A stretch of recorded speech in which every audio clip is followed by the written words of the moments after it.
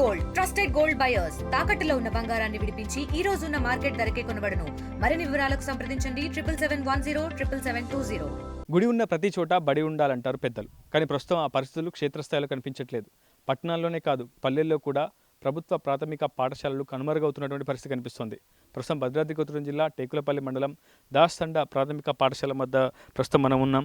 ఈ ఏడాది academic year ప్రారంభమైనప్పటికీ తరగతిలో నూతన అడ్మిషన్లు లేకపోవడం పట్ల అటు పాఠశాల సిబ్బంది కూడా ఆవేదన వ్యక్తం చేస్తున్నారు. ఒకవైపు బడిబాట కార్యక్రమాన్ని విస్తృతంగా నిర్వహించినప్పటికీ అటు గ్రామాల్లో ఉన్నటువంటి విద్యార్థులు ప్రభుత్వ పాఠశాలల వైపు మొగ్గు చూపకపోవడం పట్ల తీవ్రమైనటువంటి అసంతృప్తి కూడా వ్యక్తమవుతోంది. ఇప్పటికే రాష్ట్ర ప్రభుత్వం ప్రతిష్టాత్మకంగా బడిబాట కార్యక్రమాన్ని చేపట్టింది. సుమారు 2 వారాల పాటు ప్రభుత్వ పాఠశాలలో పనిచేసినటువంటి ఉపాధ్యాయులు సిబ్బంది అంతా కలిసి క్షేత్రస్థాయిలో ప్రజాప్రతినిధులతో కలిసి బడిబాట కార్యక్రమాన్ని నిర్వహించారు. ప్రభుత్వ పాఠశాలలను బలోపేతం చేయాలన్నటువంటి ఒక లక్ష్యంతో ప్రభుత్వం ఈ కార్యక్రమాన్ని చేపట్టింది, విస్తృతంగా నిర్వహించింది. 2 వారాల పాటు గ్రామంలోని ప్రతి ఇంటికి తిరిగి ప్రభుత్వ పాఠశాలల్లో నూతన అడ్మిషన్ల కోసం విద్యాశాఖ సిబ్బంది తీవ్రమైనటువంటి కృషి చేశారు. కానీ క్షేత్రస్థాయిలో ఉన్నటువంటి పరిస్థితి ప్రస్తుతం మనం దాస్తండ ప్రాథమిక పాఠశాలలో ఉన్నాం. కేవలం హెచ్ఎం ఒక్కరే ఉన్నారు. ప్రస్తుతం తరగతి గదిలో విద్యార్థులు ఎవరు కూడా లేరు. ఎందుకంటే నూతన అడ్మిషన్లు కాలేదనేది ప్రధానంగా మనకు ఇచ్చినటువంటి సమాధానం.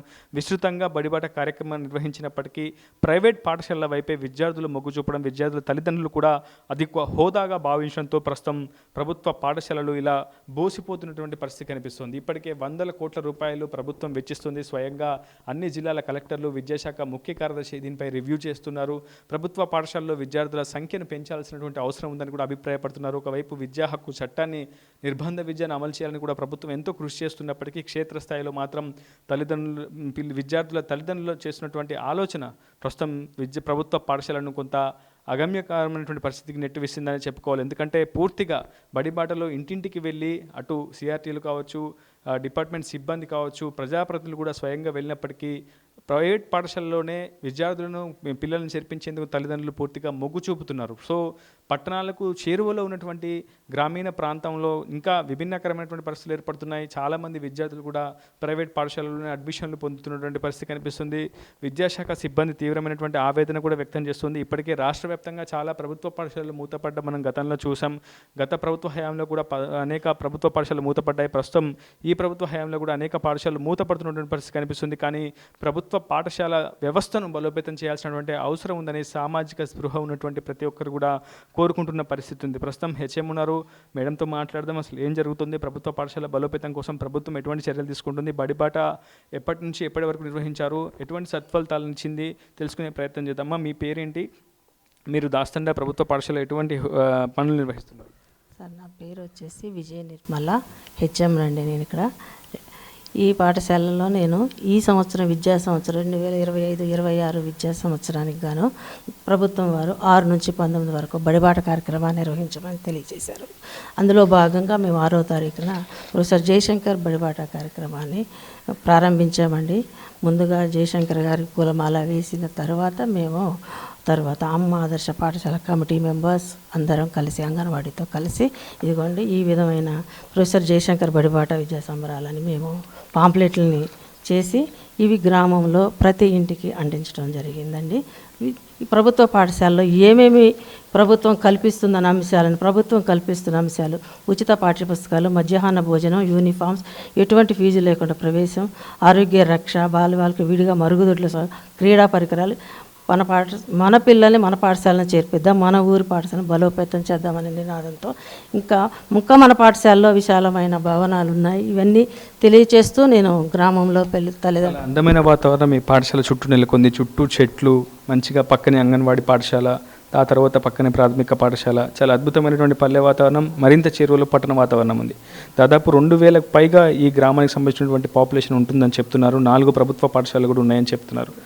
సో ఈ పంచాయతీకి సంబంధించి మీరు తల్లిదండ్రుల దగ్గరికి వెళ్ళినప్పుడు, మీరు ఇంటింటికి వెళ్ళి బడిబాట కార్యక్రమంలో వాళ్ళతో సంభాషణ జరిపినప్పుడు తల్లిదండ్రులు ఏం చెప్తున్నారు, అసలు వాళ్ళ ఆలోచన ఏ విధంగా ఉంది? సార్ ఇక్కడ నా స్కూల్లో పోయిన సంవత్సరం వరకు అయితే 6 విద్యార్థులు ఉన్నారండి. అయితే వాళ్ళ పేరెంట్స్ తల్లిదండ్రులు మాత్రం హైదరాబాద్లో వలస వెళ్ళినట్టు డ్రైవింగ్ అని అవన్నీ ఇక్కడ పనులు లేక అక్కడికి వెళ్ళడం జరిగింది. పిల్లల్ని మాత్రం తాతల దగ్గర చదివించారండి. నాకు 1 నుంచి 3 తరగతుల దాకా పిల్లలు తాతల దగ్గర అమ్మమ్మల దగ్గరే చదివారు సార్. ఈ సంవత్సరం అయితే వాళ్ళు అక్కడికి తీసుకువెళ్తామన్నారు. అయితే నేను ఈ 1 సంవత్సరం ఉంచండి దయచేసి, స్థానికత ఇవన్నీ ఉన్నాయి కాబట్టి సో ఇక్కడ చదివిస్తానని ఇంటింటికి వెళ్ళి చెప్పడం జరిగిందండి. తర్వాత కొంచెం నియర్ బై మనకి రోడ్డు మీద స్కూల్స్ అవ్వడం బట్టి కొంచెం తల్లిదండ్రులు కూడా ఈ 1-2 పిల్లల్ని ప్రైవేట్ పాఠశాలల వైపు కొంచెం ఆకర్షితులు అవుతున్నారు.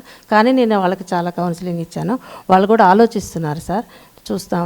దాదాపు ఎన్నో దశాబ్దాల పాటు మీరు ఈ సర్వీస్లో ఉన్నారు. ఇంకొక 5 సంవత్సరాలైతే మీరు కూడా రిటైర్మెంట్ అవుతారు. ఎంతోమంది పిల్లలు ఇక్కడ చదువుకొని ఉన్నతులుగా తీర్చిదిద్దినటువంటి పరిస్థితి కనిపించింది. కానీ ప్రస్తుతం ఇటువంటి పాఠశాల ఎంతోమందికి ఒకప్పుడు గుడిగా ఉన్నటువంటి ఈ పాఠశాల ఈరోజు బోసిపోతున్నటువంటి పరిస్థితి కనిపిస్తుంది. ఎట్లా ఉంది? ఇన్ని సంవత్సరాలు ఒక వృత్తిలో మీరు కొనసాగుతారు, విద్యా బోధన చేశారు. ప్రస్తుతం విద్యా బోధన చేయడానికి కూడా వినడానికి కూడా విద్యార్థులు లేనటువంటి పరిస్థితి. ఈ పరిస్థితిని మీరు ఏ విధంగా?